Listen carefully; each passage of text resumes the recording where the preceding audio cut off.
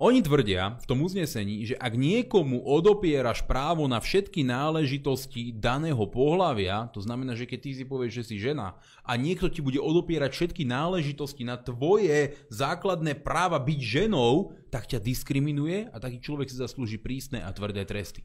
Vo výsledku ale, čo znamená byť ženou? No, že môžeš chodiť na ženské šatne, že môžeš chodiť na ženské toalety. Napríklad, že ty by si mohol pokojne chodiť na ženské toalety a podľa toho uznesenia ty nemusíš prejsť nejakou veľkou operáciou, ani tak by si tam nemali ísť.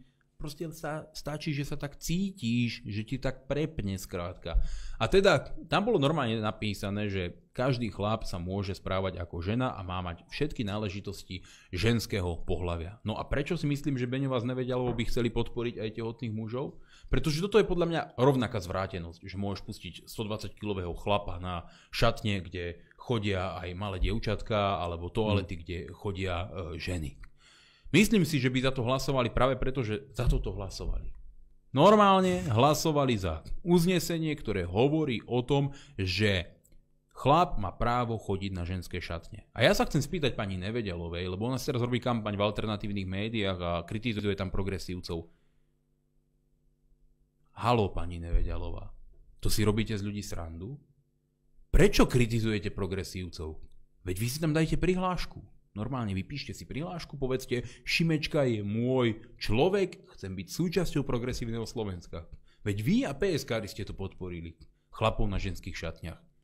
Mne príde naozaj uletené a trápne, keď politici, ktorí hlasujú za zbrane na Ukrajinu, ako Beňová, volajú verejne v Natelo, v najsledovanejšej relácii, pošlime všetky zbrane na Ukrajinu, dajú na billboard Sme za mier.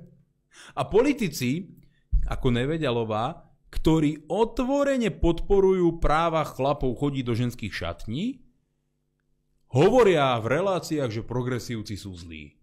A neviem, prečo sú pre vás zlí, veď vy ste úplne rovnaká. Haló!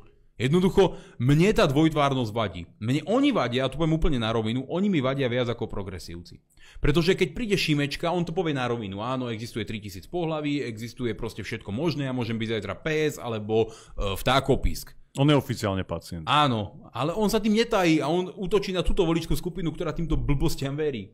Lenže títo ľudia, ako spomínané dve panie, oni ľuďom klamú a to mi vadí, lebo oni sú rovnaké ako Šimečka, ale ľuďom hovoria niečo iné. A ja toto nemám rád, keď niekto klame ľuďom.